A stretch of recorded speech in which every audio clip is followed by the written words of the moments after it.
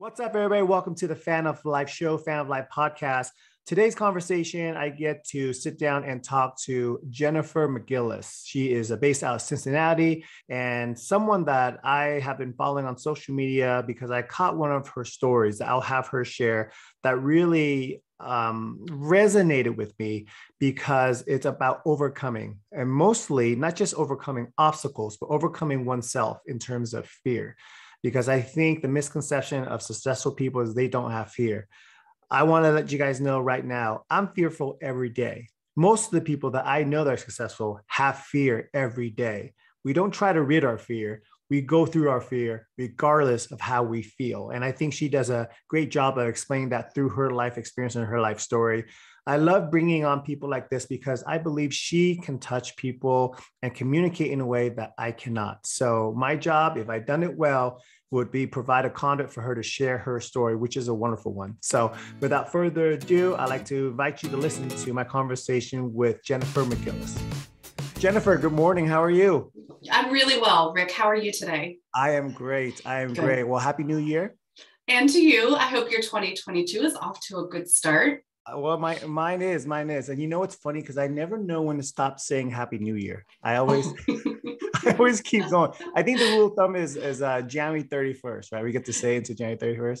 There you go. You know, that's funny that you say that because I was just thinking today about something that I'm looking forward to in March. And I'm like, I don't want to skip like being excited about the rest of January, right. Like all of February. Like I need to be present in the moment, but I'm already like, oh, March, then I get to do.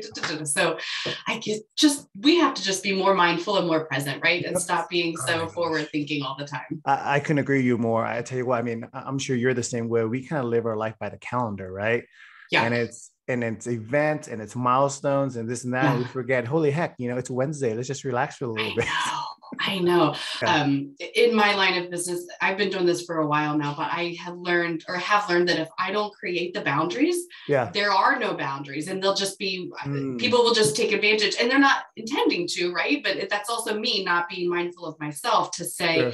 You need a morning, you need an afternoon, you need an entire day, you need a weekend. And so I started doing that a couple of years ago where it's literally one day a week on my calendar. It's blocked off. So no one can even make an appointment with me. And it's just, I call it Jen's day of rest. And that's exactly what I intend for it to be. Good for you. Good for you. Hey, Tell me if this assumption is right or not. You're a woman in business, you're a professional, what have you. Do you find it more difficult for you because you have maybe an innate built-in wiring that says, hey, I want to take care of people, because I know you're a mom, you're a mother of two. Do you feel like you have that kind of innate, I got to extend myself extra for my clients or to my friends and family. And it is hard to draw the boundaries sometimes. Did you find that early on in your career? Not really. If I can be truthful, like I am very nurturing to my children, don't get me wrong, but sure. I was recently introduced to the concept of there's like 3 different personality types when it comes to people. There's a dominant personality type, there's a submissive personality type, and there's an independent personality type. And without kind of going into each of those, I think they're rather self-explanatory for sure. Yeah.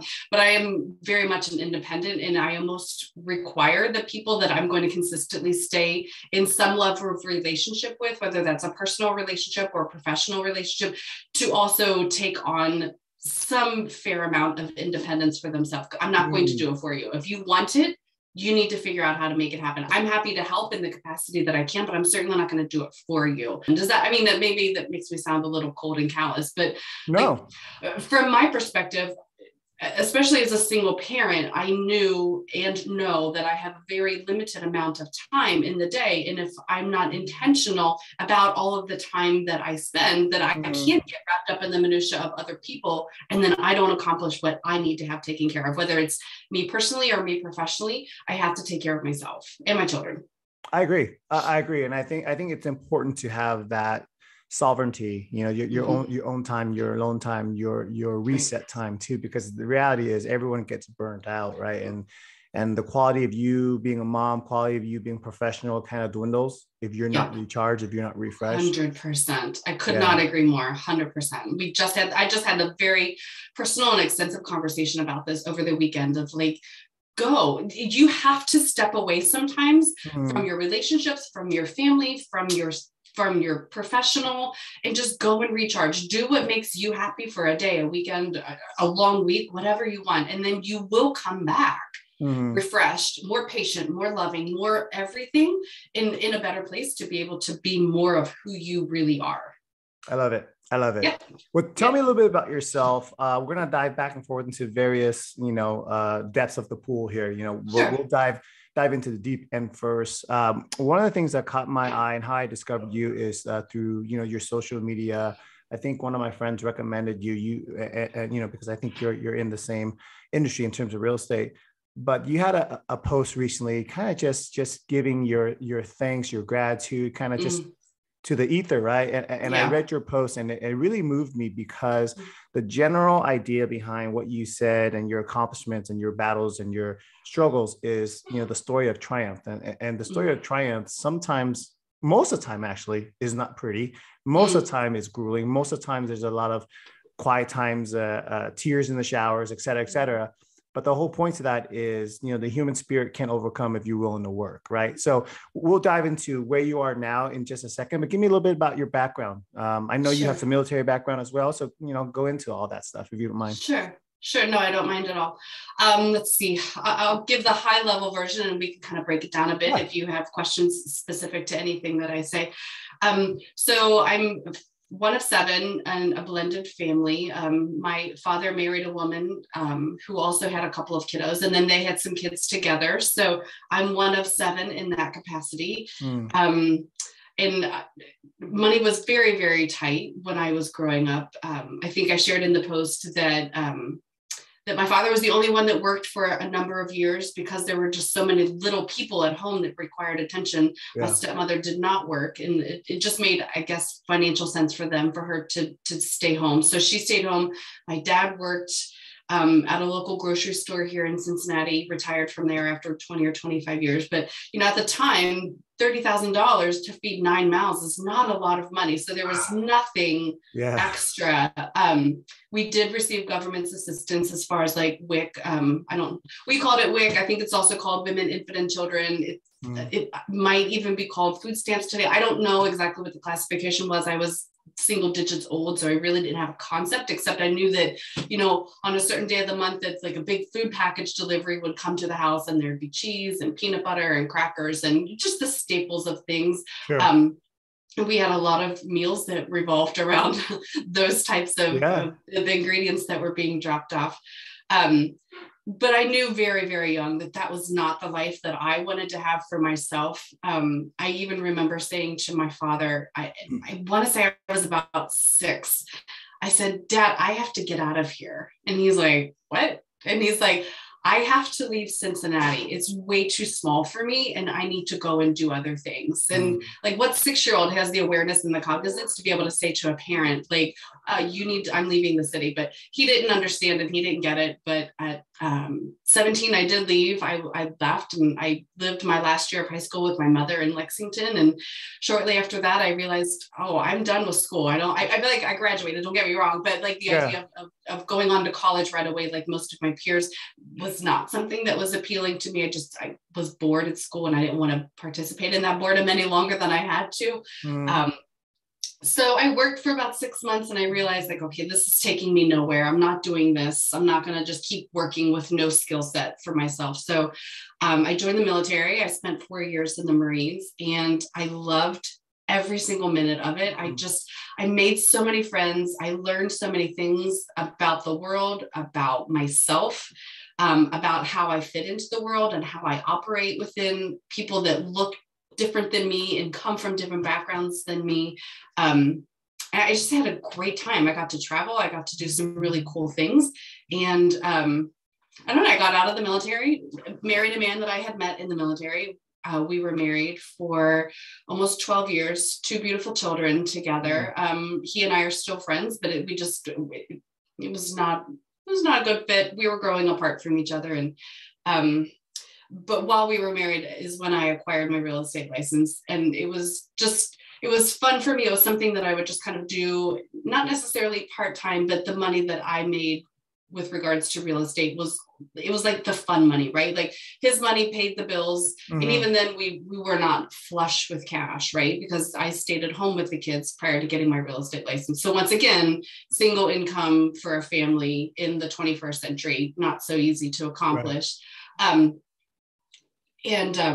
So I got my real estate license, and that was the money that we would use to take the kids on a vacation. If there is a possibility of doing that year, that my money would put new windows in the house instead of living with the old drafty windows that we had. Like, so it was kind of fun to be able to contribute to the family income from that capacity. But when the marriage started turning south and it looked like it wasn't going to work, I was very scared to take a commission-based income only. I'd been licensed, I think, 4 or 5 years at that point. So enough to kind of have my bearings. I knew what I was doing, but certainly not enough experience to feel comfortable launching out on my own. But I knew I needed to do that. And I knew that was the appropriate next move for me. And even though I was scared out of my mind, I knew that it was what I needed to do. So I did, and just took that next leap of faith with the idea of what the big picture was going to look like as far as my life and as far as my kids' life is concerned. Because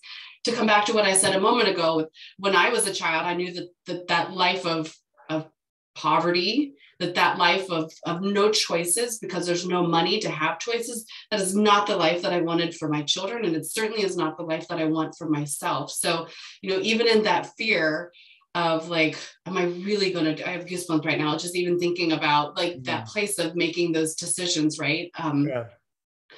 I knew the life that I wanted to create for the kids, and I knew that it was possible. And so, in that freedom, or in that fear, I took the step towards freedom, and it was really hard for about 2 or 3 years. But I think that when you make the choices and when you open yourself up to whatever you want to call it, God, the universe, whatever, like when you open yourself up to that, it starts to align with what it is that you're seeking. And I don't ask questions for how it happens. I just know that it has consistently happened for me. So perfect example would be, just at the end of my divorce, I had the opportunity to buy my first investment property. And it was a 4-family apartment building. And I don't even know why, but this older gentleman, who was probably about 10 years older than my father, agreed to sell it to me without me having to go through a bank. Like, he would act as an owner financing type situation. And I remember I had a very big commission check that was coming. And I said to my mom, Mom, I have an opportunity here to buy this apartment building. I can either use this big commission as my down payment for the apartment building, and the kids and I will live there after the divorce is finalized, or I can basically pay off all of my debt and go into single parenthood with no debt, but no real place to live. Mom, what do you think I should do? She honestly said, pay off the debt. Sure. But I just didn't feel like that was right, because to me, we needed a place to live, the family home was being sold. So, well, long story short, the 2 years or so that was difficult was because we're living in this apartment building. We go from an 1,800 square foot house to a 2-bedroom apartment. I've got a 10-year-old and a 12-year-old boy and girl sharing a bedroom. And I just looked at them and I said, this is going to be really hard, but I need you to give me 2 years to get my life together. Give me 2 years to get on my feet financially, because your father is not supporting us. That was a decision that he and I made together. I said, I just need 2 years. And they're like, okay. And they got on board with it. And they understood when I had to go and do work appointments. They understood when I had showings. They understood when I needed to meet with clients, that we had this window of time that I was going to operate within in order to get ourselves together. So it's really funny. At about the 1.5 year mark, my son, who is the older of the two, was like, okay, Mom, that 2 years is coming. And I'm like, I know, I'm on it. I got a plan. And so shortly thereafter, I'm a very visual person. I created just this very generic piece. I just took a blank piece of computer paper and I drew 3 large columns on it, almost like silos, right, for wheat. And at the bottom of each one, I had a label for each of these 3 little columns. One was labeled debt, one was labeled savings and one was labeled down payment, meaning down payment for a house. And in each of the columns required $5,000. Like I had $5,000 in debt that I needed to pay off. I wanted to have $5,000 in savings. That way, when we bought the house, there was money, obviously, for me to fall back on just in case, right? And then $5,000 for a down payment for a house. And so I put that on the fridge. And as each of the columns would get filled, I would like color it. So like if I got a $2,000 commission, right? I would color in $2,000 in the first column and then until they were all full. And that way the kids could see visually like what our goals were and how far along we were in accomplishing each of our goals. And then once we got to the 5,000 in the down payment category, was right about that 2-year mark. And they're like, okay. And it was, Rick, it was almost 2 years to the week of when we had moved into that apartment building, that we moved into the house that we live in right now. And they're like, thank God. They were just so happy. They were just, but it was interesting, right? Like how the universe just kind of all aligned exactly correctly for us to have where we are right now. So it's been fun. And that was the first building that I had bought and have purchased several since then. But that, I think, to me, that's the most touching and most personal story. Just because it's really the one where my kids were the most involved. After that, they're just all checked out. But like for them to be able to see like that visual and really participate, and it was helpful. Like if we were at the grocery store and they're like, hey, can we have this third box of cereal, or can we have this extra ice cream, or whatever kids ask for, right? Candy or whatever. I'm like, I can buy that. Or we can contribute to the columns. We can contribute to our goals, right? I forced them really to be participants in it, whether they wanted to or not, because big picture, we had to continue to look and see what our goal is. Do you want a box of cookies, or do you want me to be able to take that $6 and put it into our next column? That's beautiful. There's a lot to unpack there, and I'm trying to grab. Sorry. No. It's great. It's great. I love it. So let's unpack one thing that's obvious is that I think one of the things that you did that was, I think, brilliant as a parent is you involved your kids. You know, you told them, this is the situation, this is the goal, what we're going to be. Are we on the same page? And if we are, I'm going to need us as a family, as a team, to make some sacrifices. It's only short term, because at the end of the day, this is where we're going to be. And I think it does change the dynamic of how the kids will behave, react when you have to do the tough decisions, right? Grocery stores, buying treats, et cetera, is a perfect example of that. I think, and I can speak for myself, my financial literacy came from self-learning. In other words, finance was never discussed in my family. And I think if I talk to 100 people, 98 people will say money was never a topic in the household. Right. And I think that's so important, so crucial. And I think whether you knew it or not, you set up a different perspective for your kids to see how money can change lives. Right. So that's number one. That's great. The other side of it is, you used the word fear, which I think probably is the thing that holds people back the most. Right. And fear for me, and this is something that I've learned over the recent years, is honestly, if you look at fear logically, most of the things people fear about realistically don't even occur. Most of the fear that you have, worst case scenarios, are mostly in your head. I'm not saying bad things don't happen, they do. But if you're doing it logically, statistically, you're giving it too much power in comparison to what you can achieve. So you were fearful. What made you push through? Because you easily could have gotten maybe a salary position, an hourly position, something that you saw a paycheck consistently. Being on commission based, it's tough, man. And being on commission based when you have mouths to feed, I can't even imagine the weight that you had to deal with. So how did you push through that fear? Wow. Honestly, I don't know that it was ever like a conscious thought that I would have to do anything other than the next right thing, right? Like I would wake up each morning and just know that today, here's what my agenda is. And I need to consistently do the next right thing for today. Now, that doesn't mean that I'm myopic in my scope of life, correct? Like I understand the big picture of what it is that I need to accomplish. So, but it's through the lens of the big picture that it's easy for me to make those daily right choices every single day, whether that means I'm going to eat healthy today because that's important to me, or whether I'm going to go run today because that's important to me, or whether I'm going to get up and I'm going to make the phone calls today to clients that I haven't spoken to in a couple of months, because getting them to say yes to me is important for my financial goals. I'm going to jump ahead for just a second.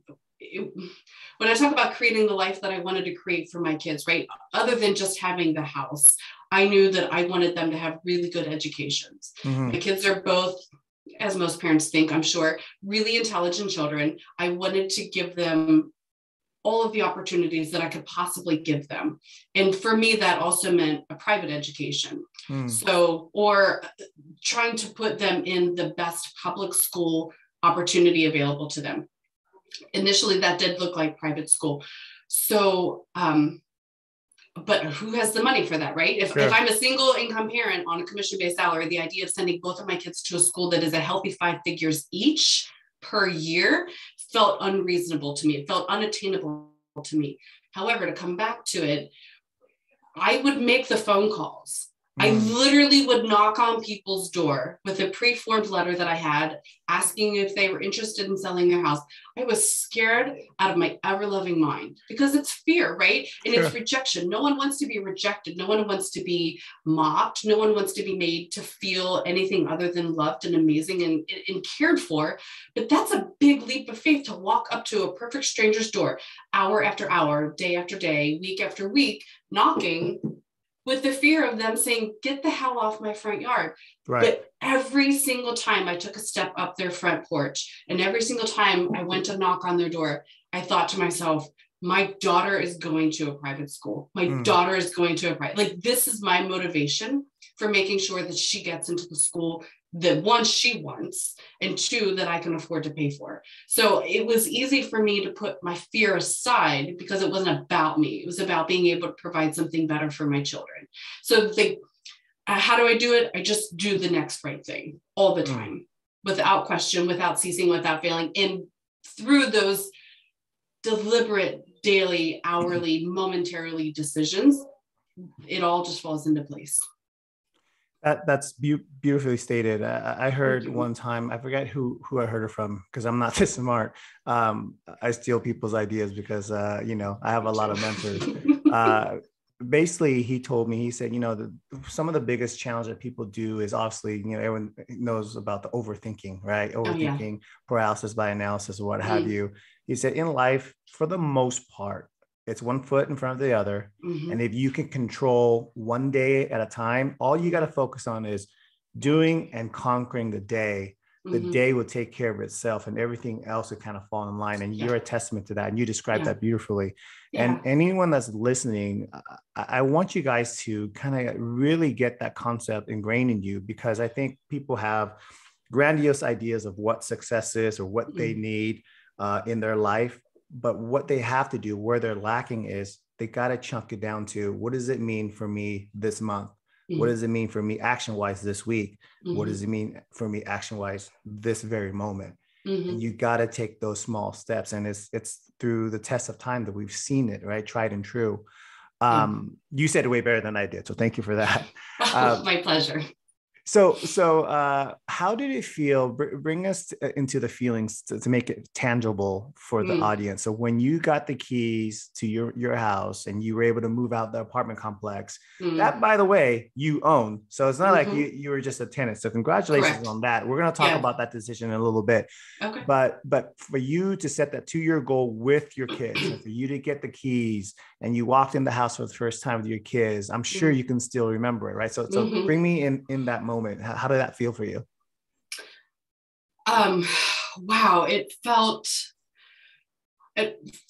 amazing, because to be able to set a goal and work hard, make the sacrifices that are appropriate for the goal to be achieved, it felt really, really good. But I also remember feeling a lot of pressure and a lot of heaviness on my shoulder, because to have my own house, that's, to me, when the shit hit the fan and it got real, because now I have to come up with the money every single month through my income to make sure that the mortgage gets paid. There's nobody else giving me money to make sure that the mortgage gets paid. So I almost feel like at that point, even though, yes, the goal had been accomplished, like now was the time to double down on my efforts to make sure that there was no way we were moving back into that apartment building, because I would fail at doing my job adequately enough to ensure that the mortgage got paid every month. So like, it was a momentary triumph. Yes, I celebrated the moment. I was proud of myself. And, you know, we had takeout for dinner and all the fun things that you do on your first night, right?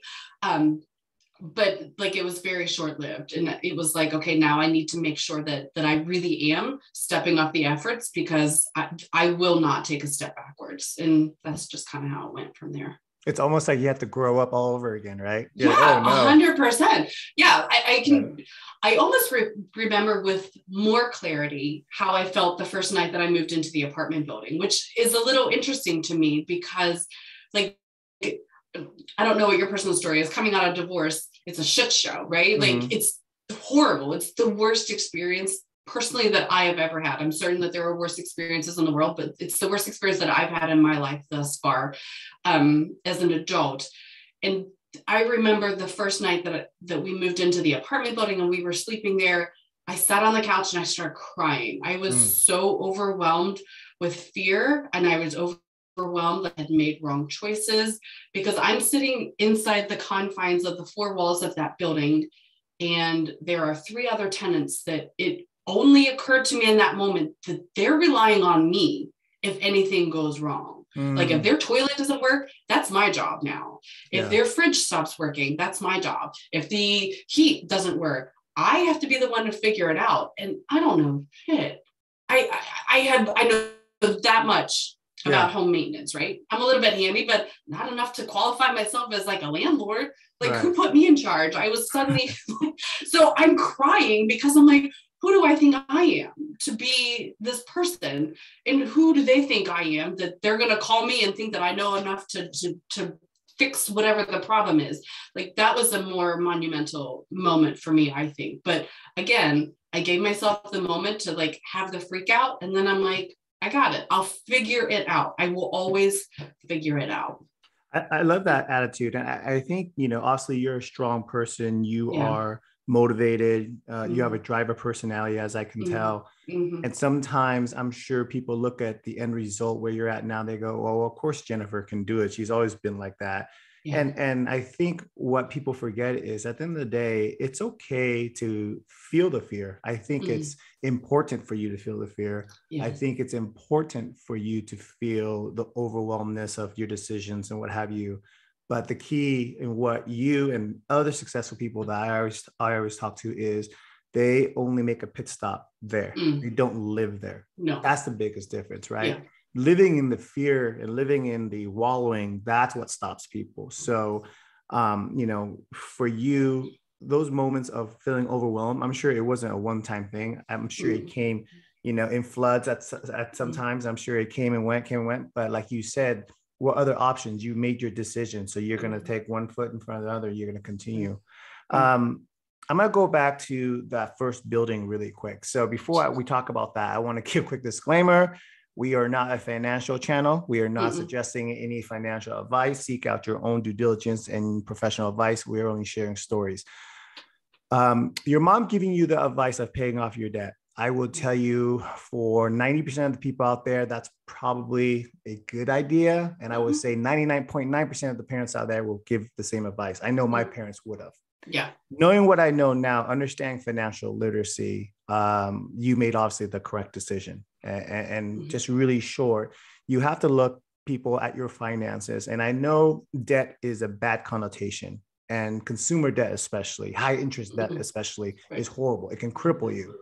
But the other side of debt is leverage as well too.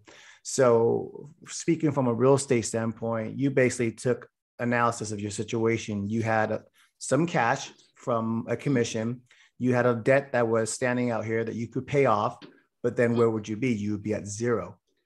You decided, you know, by yourself that you're going to take that cash and you're actually going to buy something that's going to give you a return. And everyone that faces that situation, you have to analyze it yourself. But I want people to understand that money comes in different perspective. You have to look at it in not even a 3D, a perspective. You got to look at a 5D perspective, different angles, ins and outs. There's so much nuances when it comes to money. And the cookie cutter of paying off your debt is maybe a safe bet. But if you want to excel your financial situation, it may not always be the best solution. And you're a testament of that. So you took that risk. So that's phenomenal.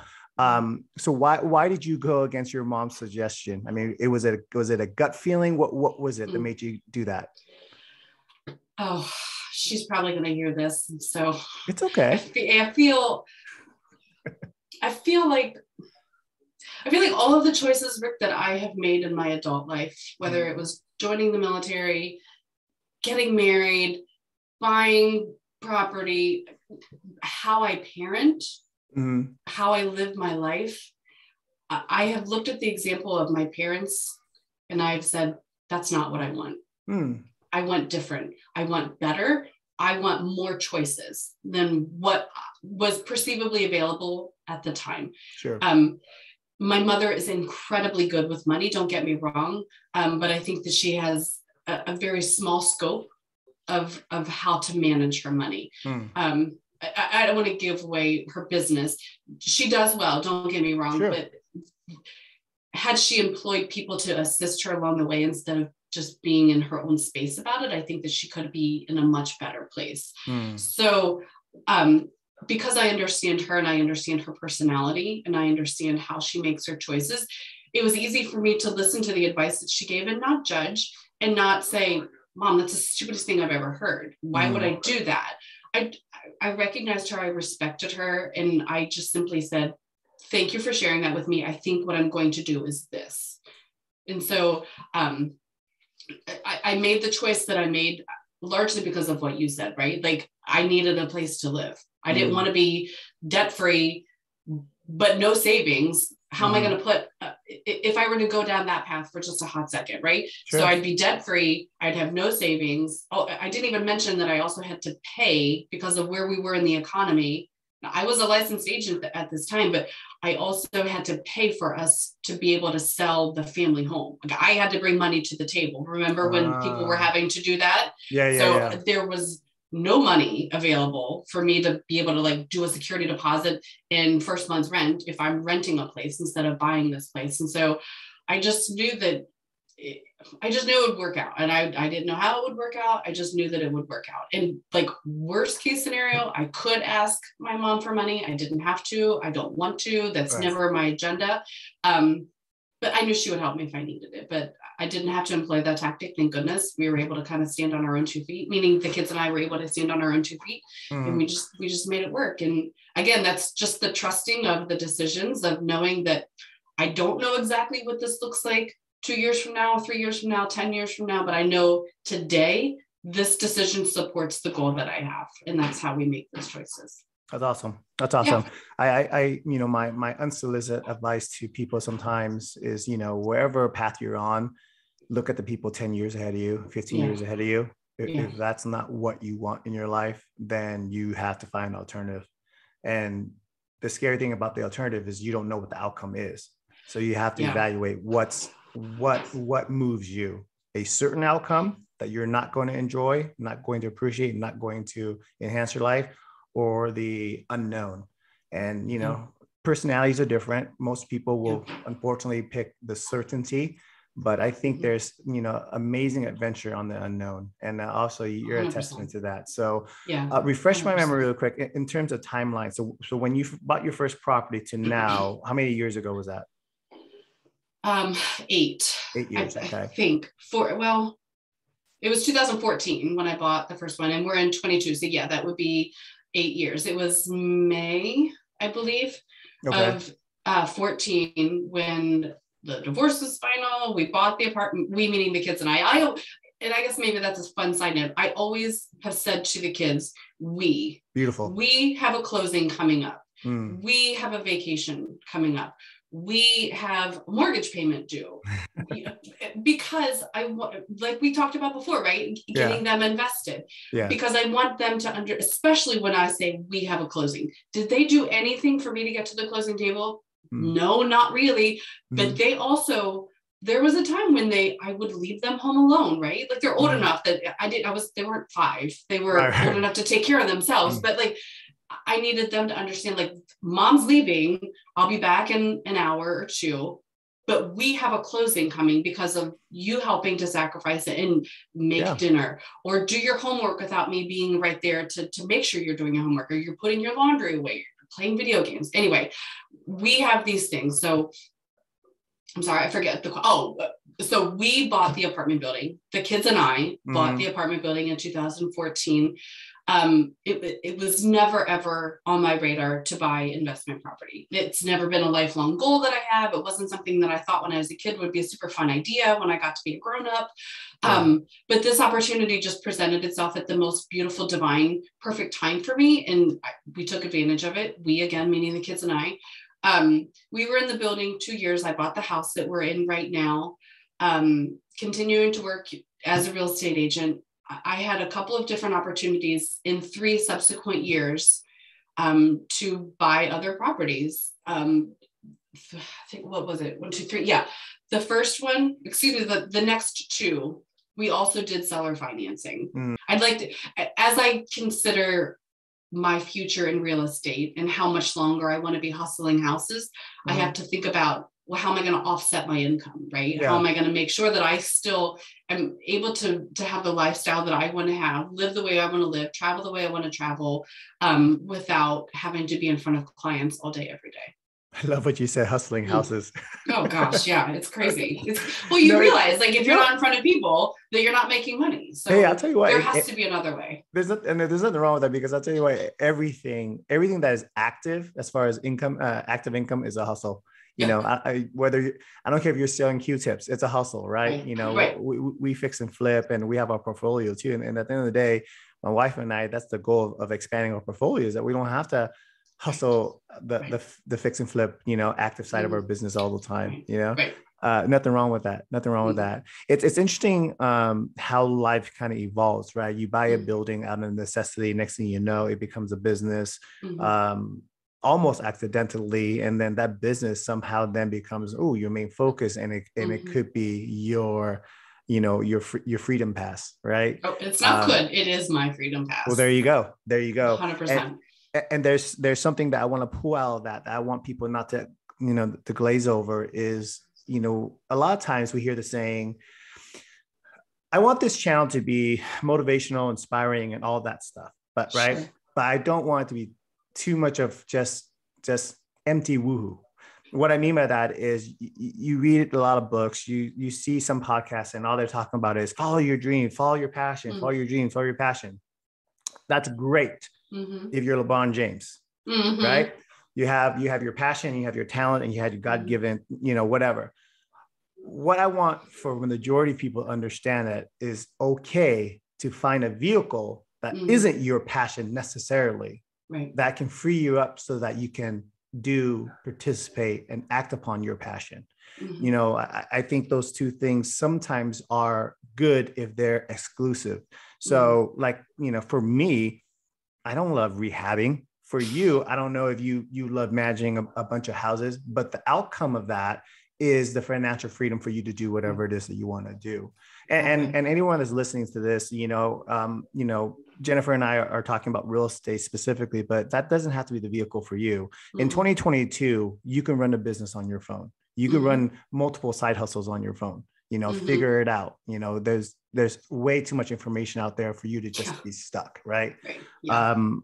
So outside of you being a badass, you and your kids, what do you guys do for fun? I hear travel a lot, and that speaks to my heart, because that's my passion, my wife and I. COVID is hurting our feelings. We have so much wanderlust right now. But what do you guys do, you and your family, you and your kids? So I'm going to tie it back to the apartment building for just a hot second. Please. And I promise that it's going to answer your question. I believe you.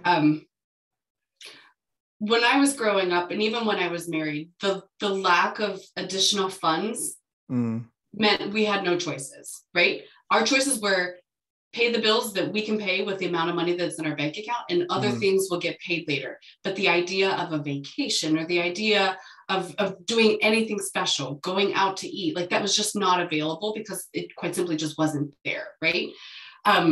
So when I moved into the apartment building, I knew the lifestyle that I wanted to give to my children. I knew I liked to travel, and I know that I want to give them experiences.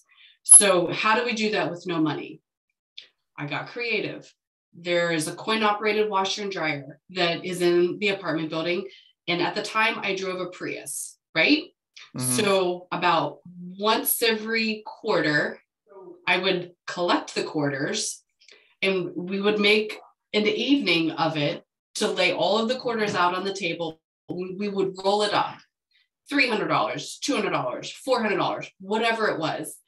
And that became our road trip money. Fun. And the kids and I would we would just go somewhere, and that's the amount of money that we had to spend. That was our gas money. And because we had the Prius, we could charge so much further, right? With less gas. I wasn't driving a Suburban, which would take all of that just to get to Detroit or wherever we wanted to go, right? So the idea of travel has always been fun for me. It's always been important that I travel with the kids to show them new places outside of just where we are. And we just got creative and how we were able to do that. So we travel, we do things. We're in a little bit of a better financial place today than we were when we were rolling up the quarters. But interestingly enough, my daughter, who is 18 now, my son is 20 now. Again, we're 8 years into this owning of the apartment building and all of the things. I had just brought the quarters back from the apartment building to the house the other day, and I'm sitting there looking at all of these jars of money to fill up, and my daughter is helping me roll it up, and she's like, "This looks like road trip money, Mom." I'm like, "Great." I said, "You're not going to go on a road trip with me." She's like, "Yeah, that was so fun. I loved doing that." And so it was fun knowing that we're probably not going to do that anymore, right? Like, she's kind of beyond the idea of taking road trips with Mom. Maybe, I don't know, but it was just interesting to me that that's a really fond memory that she'll have. And I can almost guarantee that both of my kids will never look at a roll of quarters and not think of road trip money, because oftentimes I would send them into the gas station with the rolls of quarters to pay. And they're like, "I'm not paying for gas with the rolls of quarters." I'm like, "I guess we're not going anywhere because I'm not leaving until you go." But anyway, so I don't even remember what your question was, but you were talking about traveling. Fun now. Yeah. We do still travel. So again, I just told you how old the kiddos are. And both of their birthdays are very, very close to the Christmas holiday. And so I said to them this year, I'm like, "You don't need anything. Like, there's nothing that you need in this world that would require me to go and buy that you don't already have, right? Like, we do okay. If I bought you something, it would just be bonus, and you'd probably forget about it in a week and a half anyway. So I'm not going to buy you something. I'm not spend money on something that you're not going to utilize. So we're going to go on a trip.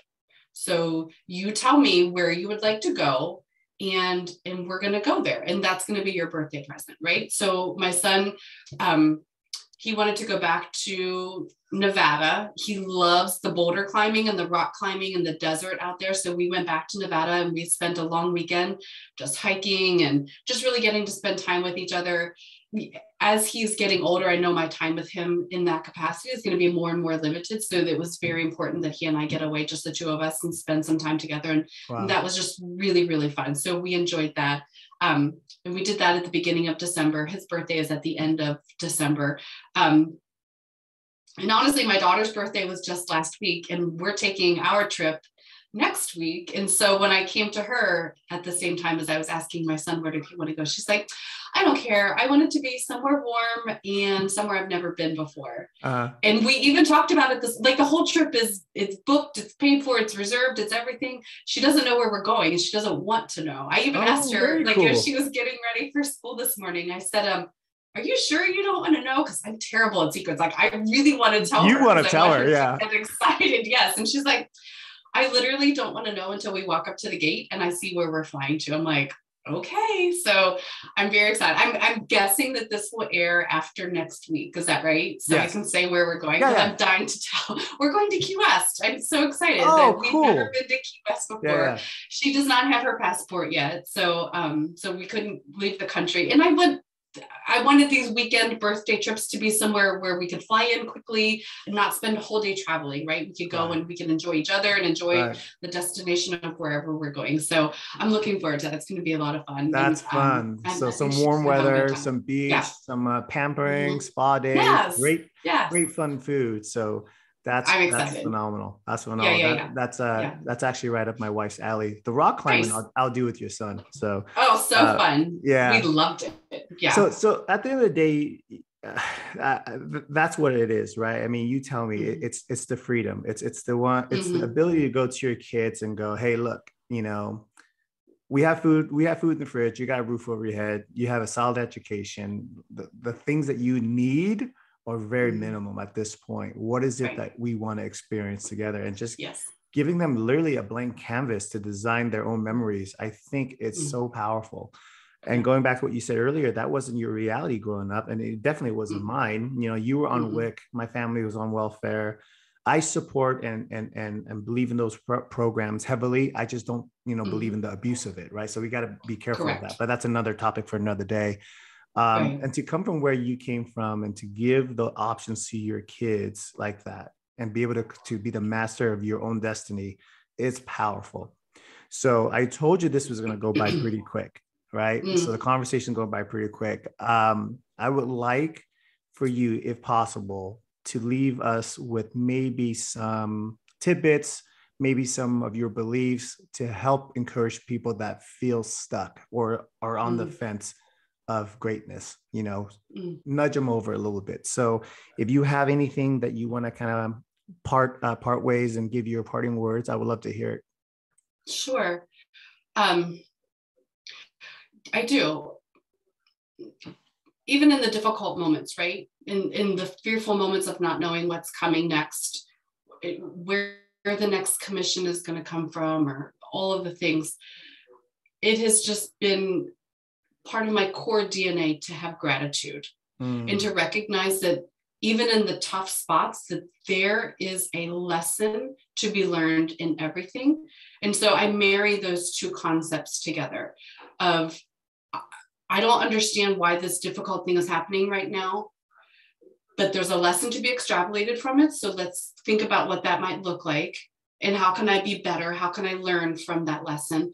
But then secondarily, looking ahead, I'm giving gratitude for the lesson that I am learning and how I'm going to be better moving forward than I am right now. So it's important to me that I start each day saying thank you for at least 5 things. So sometimes I write it in my journal. Sometimes I just say it out loud. But for me, when I approach everything in my life from a lesson of gratitude, appreciation of where I have come from, where I am now, and where I am going. And I give gratitude for where I'm going as if it's already mine.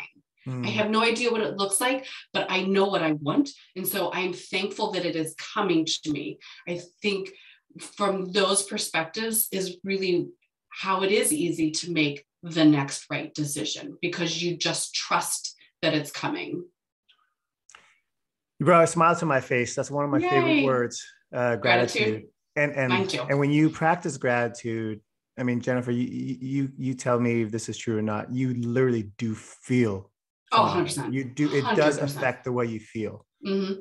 So outside of coffee, cigarettes, alcohol, all those substances that people try to enhance their feelings. I'll tell you right now, you can get those feelings just by sitting still and just giving thanks. And it really is true. It really is true.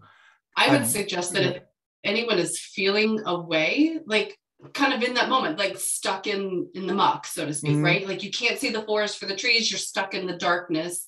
You don't know how to take that next right step forward. Instead of sitting there and dwelling on, woe is me, my life sucks, my wife hates me, my job is a shit show, my kids are brats, my car's breaking, like all the things, like my dog ran off, my truck broke down, all that, right? Like instead of sitting there dwelling on that, I would get out a pen and paper, or even a note on your phone, right? Get your phone out into the notes section of your phone and immediately write down 5 things that you're grateful for. And literally it can be as basic as this glass of water that's in front of me, that I have clean water to drink, that I have warm water to wash my hands.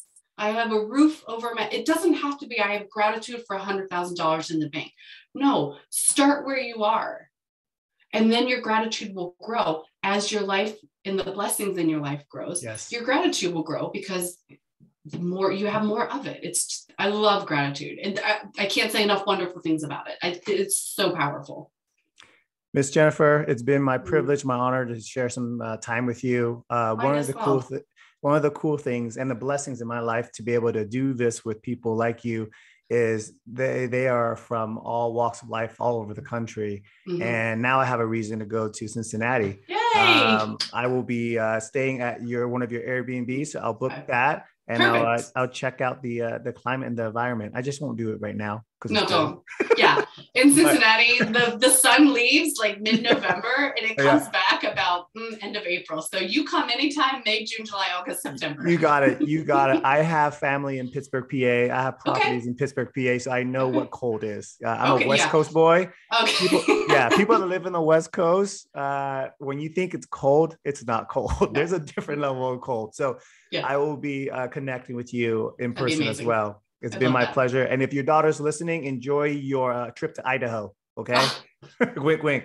Thank you so much. You have yourself a great day. I will link your social media in the description so people can follow you, follow you, and share in your journey as well too. And any words of inspiration that you can continue to share on your platform, I love it. So I'd be happy to. Stay blessed. Thank you so much.